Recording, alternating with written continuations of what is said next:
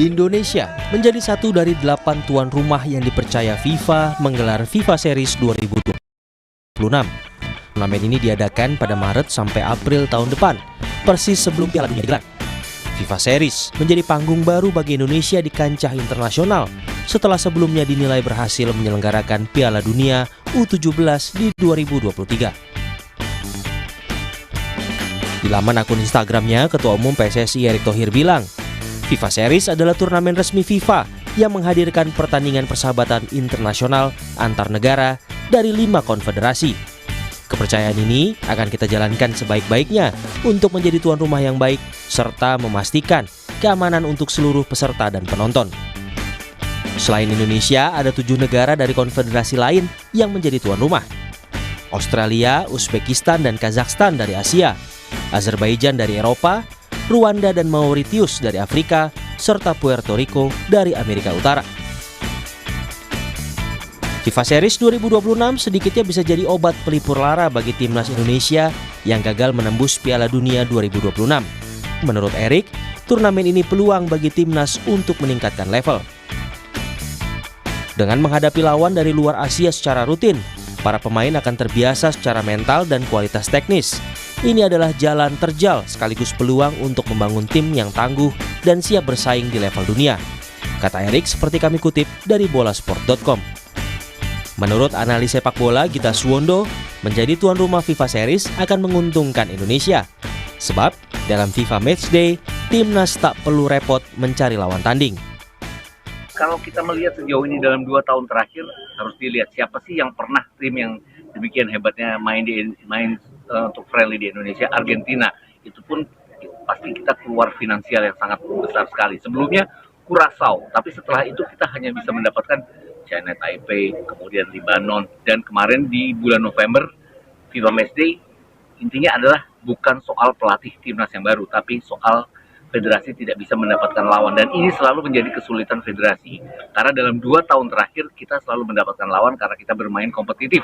Maret dan Juni kita tidak akan bermain kompetitif, jadi dengan keputusan FIFA tersebut pasti akan menguntungkan Indonesia. Setidaknya setiap kali match akan ada 2 pertandingan di mana kita bisa langsung mendapatkan lawan yang dituju oleh. Kesempatan berlaga di FIFA Series harus dimanfaatkan sebaik-baiknya oleh timnas Indonesia. Kehadiran lawan tangguh akan memberi pengalaman berharga jika Indonesia ingin tampil di Piala Dunia. Tim Liputan, Kompas TV. Jadi apa manfaat Indonesia menjadi tuan rumah FIFA Series tahun 2026 tahun depan? Kita bahas malam hari ini bersama analis sepak bola M. Kusnaini dan mantan pemain timnas Indonesia Indrianto Nugroho. Malam bungkus, Mas Nunung. Ya, selamat malam Mas Freddy. Saya ke Bungkus dulu. Bungkus, saya konfirmasi dulu nih ya. Berarti FIFA Series ini masih masuk dalam kalender FIFA dan bisa menambah poin Indonesia di ranking dunia ya, Bungkus ya? Iya, ya itu saya pikir kepentingannya itu karena pertandingannya masuk dalam kalender FIFA sehingga memudahkan perizinan bagi pemain. Ditambah lagi ada bonus poin yang akan membuat kita mungkin bisa menaikkan peringkat. Jadi kadang-kadang kita kan salah satu problemnya kesulitan mendapatkan lawan yang sesuai ya. Lawan yang tidak hanya berasal dari negara-negara Asia semata tapi juga berasal dari konfederasi yang lain yang mungkin peringkatnya tinggi tapi mungkin bagi kita cukup untuk mendapat tambahan poin. Nah kadang-kadang itu kan tidak mudah itu mendapatkan lawan seperti itu. Nah dengan adanya FIFA Series ini ruangnya jadi terbuka. Oke, artinya ini lawan timnas kita itu nanti akan mandatori dari FIFA ya, Bungkus ya? Iya, ada dari CONMEBOL, ada dari Afrika mungkin, sebagian mungkin ada dari Oseania atau mungkin dari Eropa bahkan. Nah ini akan juga meningkatkan kapasitas dan kualitas tentunya. Nah tadi saya bertanya soal ini menjadi substitusi sepertinya ketidakbisaan kita bermain atau berlaga di FIFA Matchday begitu ya, Bungkus, karena kita dikatakan belum memiliki pelatih definitif sehingga tidak bisa bermain di FIFA Matchday. Tapi keuntungan lainnya, Indonesia adalah tuan rumah. Punya keuntungan khusus sebagai tuan rumah, Bungkus, menurut Anda? Iya, tentu dengan menjadi tuan rumah kita berkesempatan untuk mempersiapkan tim lebih baik ya. Yang kedua, dengan menjadi tuan rumah kita juga bisa lebih memperkenalkan Indonesia ke mata dunia. Itu juga hal yang tidak kalah penting. Tapi lebih dari itu, ini merupakan kepercayaan besar kalau menurut saya. FIFA ini kan kepada Indonesia itu kepercayaannya luar biasa. Pernah mempercayakan Indonesia jadi tuan rumah Piala Dunia U17, sekarang juga menjadi salah satu tuan rumah di FIFA Series. Ini artinya menambah kepercayaan FIFA kepada Indonesia sebagai salah satu negara yang dipandang oleh FIFA progres sepak bolanya cukup baik. Oke, dalam tanda kutip FIFA ini semakin akrab dengan Indonesia lah ya, begitu kira-kira. Oke, nah Mas Nung, saya mau tanya tanggapan soal ini. Apa FIFA Series ini katanya bentuk ganti rugi timnas gagal ke Piala Dunia. Menurut Anda benar nggak sih? Iya, kalau menurut saya tadi sudah disampaikan sama Bungkus bahwa ini kesempatan juga buat kita bahwa FIFA Series ini ya istilahnya pengganti atau obat dari kemarin kita gagal di round 4. Tapi ya kita harus persiapkan tim secara matang, apalagi ini nanti tuan rumah. Jadi tuan rumah ini sangat-sangat penting buat kita juga. Tadi Bungkus bilang bahwa ranking kita juga akan naik nanti kalau kita lawan-lawan tim yang bagus. Jadi ya harus persiapan lebih matang lagi, persiapan lebih baik lagi untuk menghadapi FIFA Series.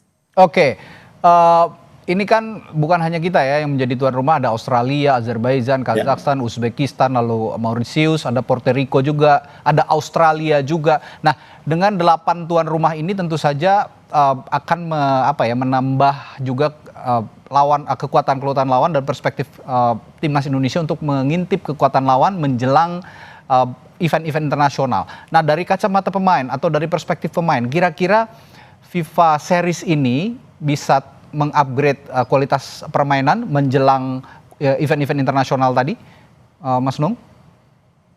Pastinya bisa, Mas Randy, karena ini persiapan juga, pemain-pemain kita juga sangat bagus-bagus dan mereka juga butuh jam terbang juga, apalagi ya sebenarnya mereka sudah mendapatkan jam terbang di timnya masing-masing. Tapi kalau untuk timnas ini bagi pemain-pemain kita sungguh suatu kebanggaan juga nih.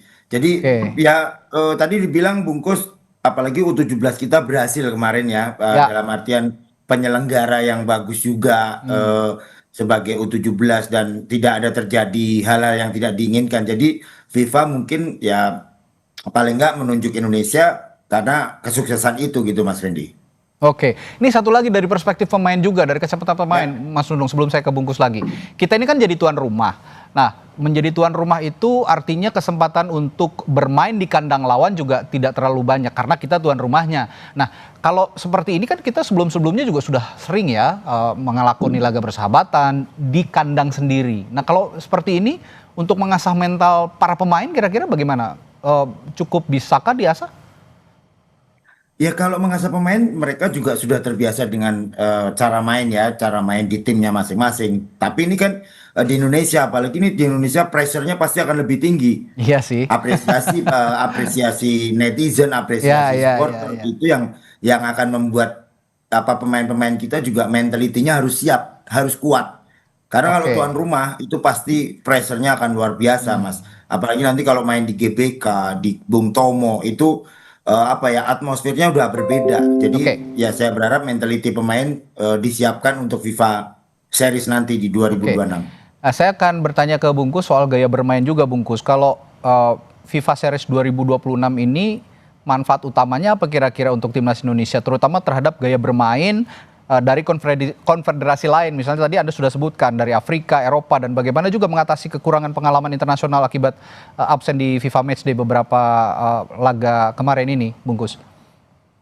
Iya, terutama sebetulnya ini penting karena kita nanti tahun 2027 itu kan main di Piala Asia ya. Yes, betul. Nah, antara sekarang dengan Piala Asia 2027 itu kita kan nggak punya kalender yang cukup berat ya, pertandingan-pertandingan yang kompetitif. Memang ada FIFA Matchday tapi tidak ada yang betul-betul kompetitif. Nah, FIFA Series ini kan relatif lebih kompetitif karena ada label FIFA-nya di sana, sehingga tim-tim juga pasti persiapannya tidak sembarangan. Jadi ini bagus untuk bagian dari uji coba yang pertama, yang kedua persiapan persiapan, dan yang ketiga untuk menambah poin FIFA tadi. Jadi di samping soal memperbanyak pengalaman pemain dengan gaya bermain yang berbeda-beda, yang pasti akan bermanfaat dalam pengembangan karir mereka. Suatu saat tidak mustahil nanti kita lolos ke putaran ke akhir, katakanlah putaran akhir kualifikasi Piala Dunia, ketemunya mungkin wakil dari Afrika, wakil dari CONCACAF, wakil dari CONMEBOL. Jadi nggak kaget lagi. Ini nggak mustahil terjadi.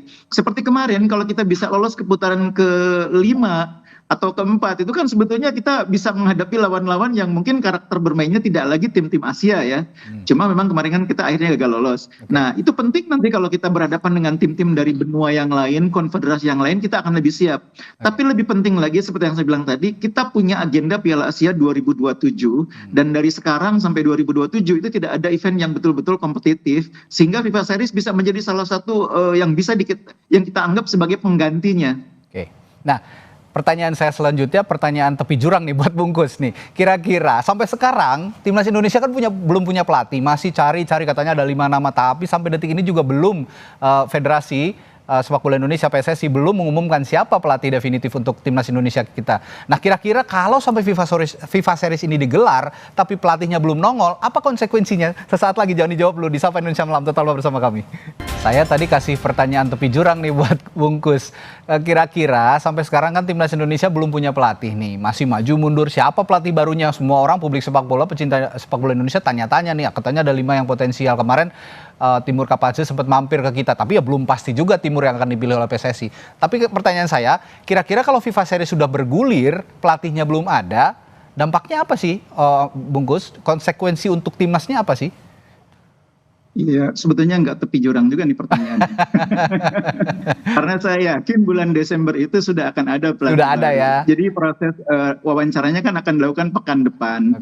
Dan salah satu kandidatnya kan sudah datang ke Indonesia meskipun bukan kandidat utama. Jadi saya sih yakin bulan Desember itu kita sudah punya pelatih, dan itu cukup waktu untuk mempersiapkan tim untuk FIFA Series pada bulan Maret atau April. Jadi memang PSSI harus ngebut juga ini. Desember itu nggak boleh sampai lewat tanpa pelatih timnas. Dan saya yakin PSSI juga memahami itu, bahwa pelatih baru nanti perlu waktu untuk mempersiapkan tim, untuk melihat pemain-pemain. Jadi kalau waktunya terlalu mepet nanti tidak akan efektif. Jadi Desember ditunjuk pelatih baru timnas, Januari Februari dia akan banyak bekerja melihat, ketika mempersiapkan tim bulan Maret atau April dia sudah siap. Mas Nung, dalam situasi seperti sekarang pelatih belum ada, Mas Nung pernah punya pengalaman nggak sih pada saat menjadi pemain dulu, pada saat mau menghadapi event-event internasional, termasuk kayak seperti contohnya FIFA Series ini, pelatihnya belum ada begitu. Sebenarnya kalau situasi seperti ini, pemain itu situasinya atau kondisinya bagaimana sih?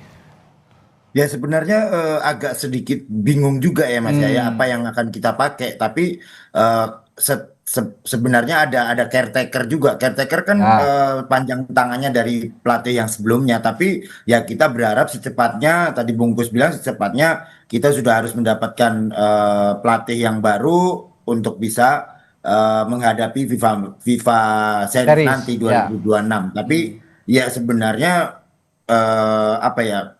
pemain pasti akan sedikit kena ya mentalnya ya, karena strategi apa yang akan kita pakai nanti sebelum adanya pelatih yang sebenarnya gitu.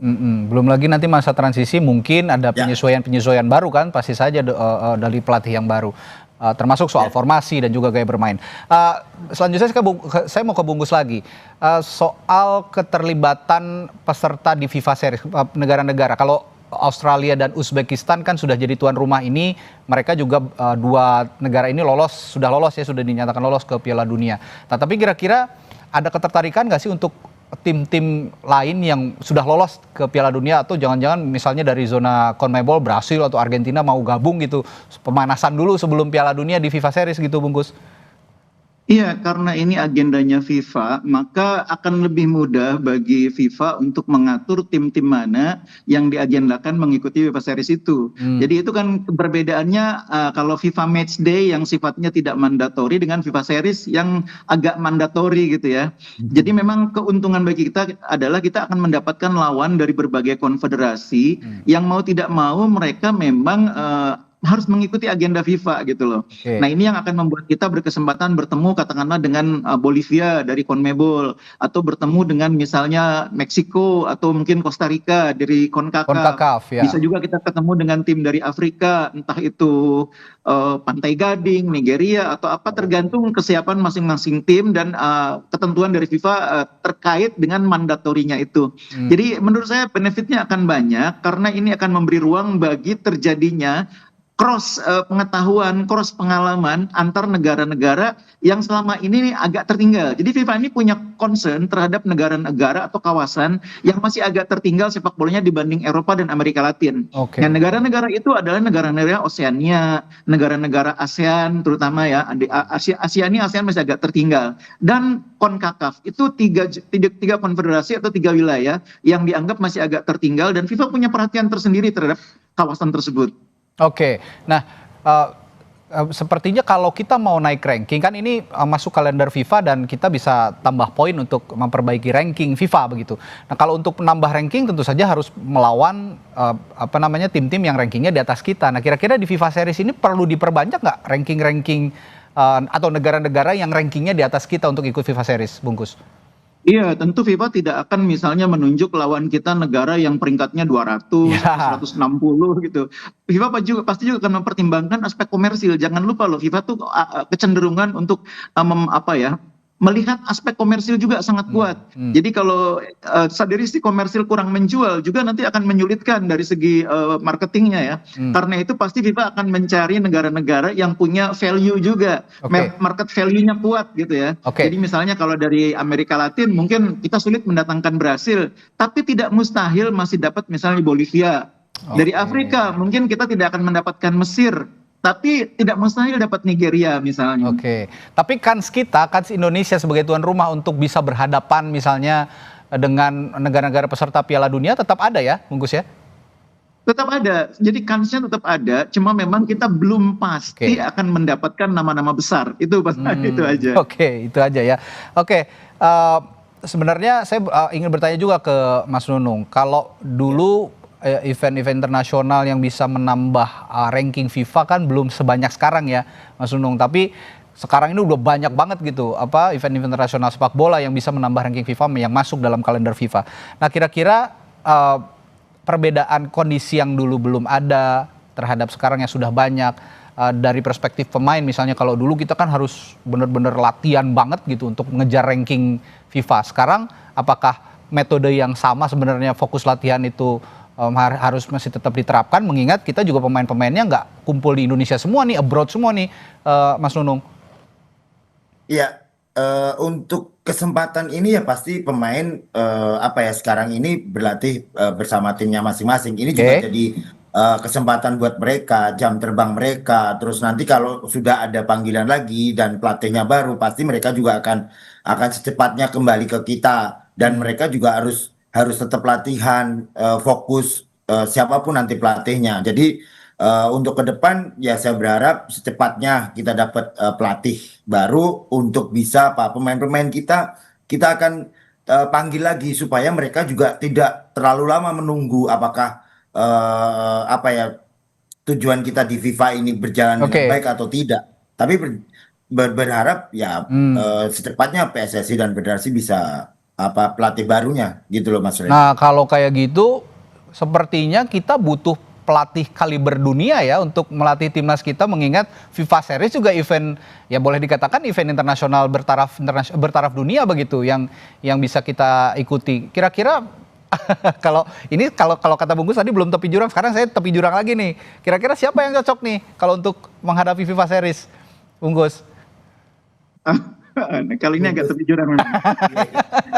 Nah ini menurut saya kalau udah bicara soal pelatih, maka kita memang ada atau tidak ada FIFA Series, kita pasti akan mencari pelatih, PSSI pasti akan mencari pelatih yang profilnya itu tidak kalah dengan Kluivert. Jadi pelatih yang profilnya tinggi untuk timnas Indonesia sekarang penting, karena pemain-pemain kita tidak hanya berasal dari kompetisi domestik, ada yang main di Liga Belanda, Liga Prancis, Liga Inggris, Liga Amerika. Nah, liga yang begitu banyak bertebaran itu kan pemainnya artinya punya kualitas tinggi.